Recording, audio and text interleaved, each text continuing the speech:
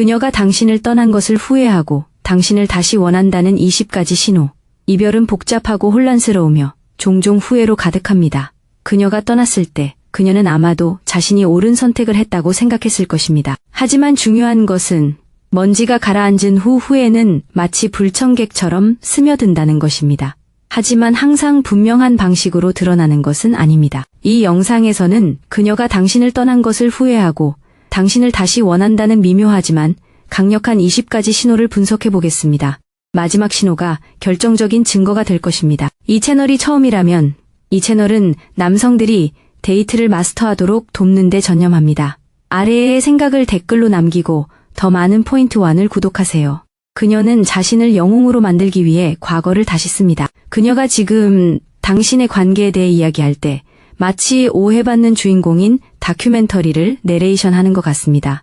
자신의 실수를 인정하는 대신 그녀는 고귀하고 자기 희생적인 이야기를 늘어놓습니다. 왜 그럴까요? 역사를 다시 쓰는 게 그녀가 틀렸을지도 모른다는 걸 인정하는 것보다 쉽기 때문이다. 그녀는 마음속 깊은 곳에서 떠난 것을 후회하지만 그걸 노골적으로 말하는 대신 왜 떠났는지 정당화하기 위한 이야기를 만들어내고 있다. 반전은 이 수정주의적 역사는 종종 죄책감을 은폐하고 이제 그녀가 과소평가했다는 것을 깨달은 무언가로 돌아가고 싶어하는 갈망이다. 두 번째 요점. 그녀는 진짜 이유 없이 당신의 공간에 머문다. 당신은 그녀가 당신이 자주 가는 곳에 나타나는 것을 알아차린다. 스토커 같은 방식은 아니지만 눈살을 찌푸릴 정도로 어쩌면 그녀가 갑자기 당신 사무실 근처에 커피숍에 가기 시작하거나 무작위로 당신과 같은 사교 모임에 참석할 수도 있다. 마치 그녀가 빵가루를 남기고 당신이 그녀가 당신을 그리워한다는 것을 인정하지 않고도 알아차리기를 바라는 것 같다. 이것은 우연이 아니다. 그럴듯한 부인 가능성으로 포장된 전략이다. 세 번째 요점. 그녀는 다른 사람들과의 대화에서 당신을 변호합니다. 소문으로 그녀가 당신을 옹호한다는 것을 듣는다면, 특히 이별을 지지했을지도 모르는 친구들 주변에서라면 그것은 중요한 단서입니다. 후회는 종종 과도한 보상으로 나타납니다. 그녀는 정확히 그 말을 하지 않고도 내가 실수했어 라고 말합니다. 당신을 변호하는 것은 그녀가 이야기를 부드럽게 하고 잠재적인 재결합을 위한 토대를 마련하는 방식입니다. 네 번째 요점. 그녀의 소셜미디어는 이상하게 수수께끼가 됩니다. 어느 날 그녀는 최고의 삶을 사는 셀카를 게시하고 다음 날에는 상실, 실수 또는 두 번째 기회에 대한 모호한 인용구를 공유합니다. 이것들은 무작위 게시물이 아닙니다. 감정적인 연기 신호입니다. 그녀는 물을 테스트하고 그녀가 직접 메시지를 보내지 않고도 그녀의 힌트를 알아차릴지 궁금해합니다. 이를 보고 싶어 라고 속삭이는 디지털 방식이라고 생각하십시오. 다섯 번째 요점. 그녀는 끝나지 않은 대화로 돌아갑니다. 그녀가 연락할 때 그녀가 무엇을 꺼내는지 주의 깊게 살펴보세요. 그녀가 헤어지기 전에 했던 오래된 논쟁이나 미완성된 대화를 다시 떠올린다면 그것은 그녀가 드라마를 다시 떠올리는 것을 좋아해서가 아닙니다. 그녀는 그 대화가 여전히 그녀에게 중요하고 마무리를 원하거나 어쩌면 다시 시작하고 싶어 하기 때문입니다. 이것은 우리가 다르게 끝났으면 좋았을 텐데 아니면 아예 끝나지 않았으면 좋았을 텐데 라고 은근히 말하는 방식입니다. 여섯 번째 요점. 그녀는 이상하게 구체적인 기억에 대해 향수를 느낍니다. 누군가가 진심으로 헤어진 것을 후회할 때 그들은 단순히 보고 싶어 라고 말하지 않습니다. 대신 그들은 대화에 매우 구체적인 기억을 자연스럽게 던집니다. 비 오는 화요일에 우리가 지하철에 갇혀서 그 말도 안 되는 농담을 했던 걸 기억나? 이러한 이상하게 자세한 콜백은 향수만을 위한 것이 아닙니다. 한 번에 한 가지 기억씩 당신이 한때 공유했던 세상으로 당신을 다시 끌어들이기 위한 것입니다. 일곱 번째 요점. 그녀는 당신이 새로운 사람과 데이트할 때 지나치게 중립적으로 행동합니다. 그녀가 정말로 신경 쓰지 않는다면 그녀는 당신을 축하하거나 상황을 완전히 무시할 것입니다. 하지만 그녀가 너무 중립적으로 보이려고 애쓴다면 그건 암시입니다. 지나치게 무심한 반응은 대개 강렬한 감정을 가리는 가면입니다. 마치 그녀가 감정적인 선글라스를 끼고 당신이 그녀의 눈빛에서 질투심을 눈치채지 못하길 바라는 것 같습니다. 8. 그녀는 제3자를 통해 당신을 감시합니다. 아, 그녀가 며칠 전에 당신에 대해 물었어요. 와, 같은 말을 듣기 시작하면 주의를 기울이세요. 그녀가 공통의 친구들을 통해 당신의 삶에 대한 최신 소식을 꾸준히 듣는다면 그것은 그녀가 여전히 당신에게 투자하고 있다고 느끼기 때문입니다. 이러한 행동은 종종 그녀가 떠나간 것을 후회한다는 것을 인정하기 전에, 심지어 자신에게도 인정하기 전에 시작됩니다. 9. 그녀는 당신의 성장을 따라 하려고 합니다. 당신이 헬스장에 다니거나 새로운 기술을 배우거나 커리어 목표에 집중하고 있다고 가정해 봅시다. 갑자기 그녀도 비슷한 움직임을 보입니다. 이것은 단순한 우연이 아니라 모방입니다. 그녀의 성장을 당신의 성장과 일치시킴으로써 그녀는 무의식적으로 현재의 당신과 당신의 삶에 다시 적응하기 위해 그녀가 되어야 할 모습 사이의 차이를 줄이려고 합니다. 10. 그녀는 다시 자기만의 농담으로 돌아간다. 갑자기 문자나 대화에 당신의 오래된 자기만의 농담을 던진다. 이렇게 공유되는 언급은 마치 비밀스러운 악수와 같다. 한때 가졌던 유대감을 떠올리게 한다. 두 사람 사이에 그 특별한 유대감이 아직 남아있는지 시험해보는 그녀만의 방식이다. 열번. 그녀는 진지한 데이트를 피한다. 물론 가벼운 데이트를 할 수도 있지만 항상 패턴이 있다. 아무것도 기억에 남지 않는다. 어쩌면 그녀는 아직 준비가 안 됐어 또는 자신에게 집중하고 있어 라고 말할 수도 있다. 하지만 이런 상황이 반복된다면 그녀가 여전히 당신에게 감정적으로 묶여있기 때문일 수 있다. 그녀의 마음 한구석이 여전히 과거에 갇혀 있을 때 앞으로 나아가기 어렵다. 12번. 그녀는 관련 없는 대화에 당신의 이름을 슬쩍 넣는다.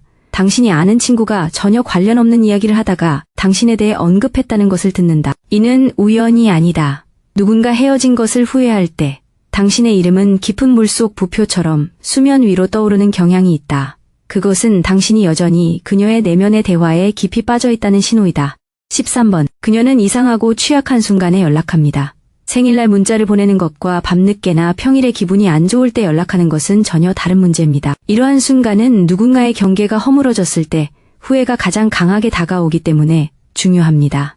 이러한 메시지는 그녀가 진심으로 곁에 있었으면 하는 사람에게서 위로를 구하는 방식입니다. 14번 포인트. 그녀는 당신의 중요한 순간에 강하게 반응합니다. 승진했나요? 새로운 도시로 이사했나요?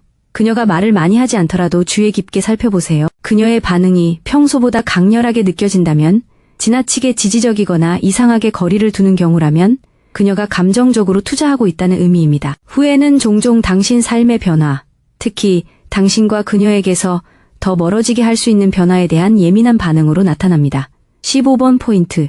그녀는 아무렇지 않게 무엇이었을지 언급합니다. 당신이 완전히 평범한 것에 대해 이야기하고 있는데 그녀는 우린 항상 같이 거기 가는 것에 대해 이야기했어. 또는 지난 여름에 그 여행을 갈 수 있었는데 와 같은 말을 합니다. 이러한 즉흥적인 말은 단순한 수다 이상입니다. 그것은 그녀의 후회로 이어지는 빵가루이고 그녀가 떠나지 않았으면 하는 미래에 대한 작은 인정입니다. 16번째 지점. 그녀는 당신의 열정에 갑작스러운 관심을 보입니다.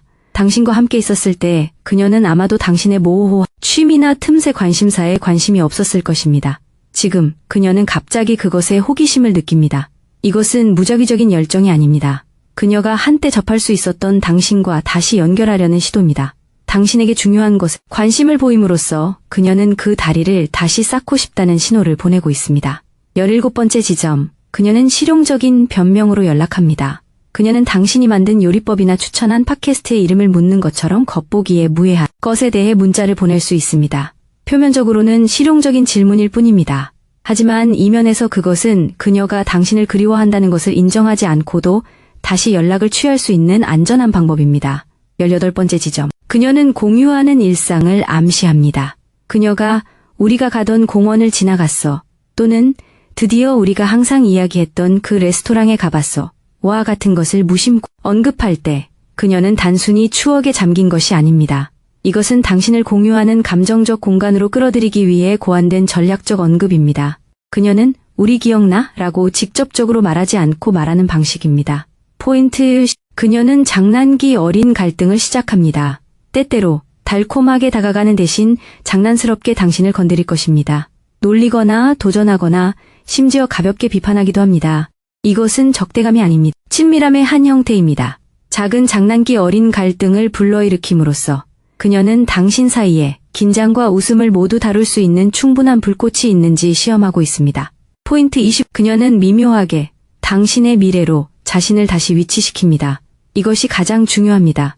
그녀가 당신을 포함하는 방식으로 미래의 사건에 대해 이야기하기 시작하면 비록 무심하더라도 그녀가 두 번째 기회를 상상하고 있다는 분명한 신호입니다. 어쩌면 그녀가 우리 동네에 오면 그 콘서트에 가봐야겠어. 또는 내년 겨울에는 스키 여행을 정말 좋아할 거야 라고 말할지도 모릅니다. 이는 단순한 말이 아닙니다. 그녀가 떠난 것을 후회하고 당신과 새로운 장을 쓰고 싶다는 조용한 고백입니다. 누군가가 당신을 떠난 것을 후회할 때 그들은 거의 솔직하게 말하지 않습니다. 자존심, 두려움, 불확실성이 종종 방해가 됩니다. 대신 당신은 그들이 당신의 삶을 맴돌며 그들의 취약성을 완전히 드러내지 않고 다시 연결하려고 하는 미묘한 방식으로 그것을 볼 수 있습니다. 핵심은 고립된 사건이 아니라 패턴에 주의를 기울이는 것입니다. 수수께끼 같은 소셜미디어 게시물 하나는 아무 의미가 없을 수 있지만 이 20가지 징후의 조합은 어떨까요? 그것은 다른 이야기입니다. 이러한 행동을 여러 번 발견했다면 그녀는 깊은 후회와 씨름하고 있을 가능성이 높으며 조용히 당신이 그녀에게 상황을 바로잡을 기회를 주기를 바라고 있습니다. 그 문을 열지 여부는 전적으로 당신에게 달려 있습니다.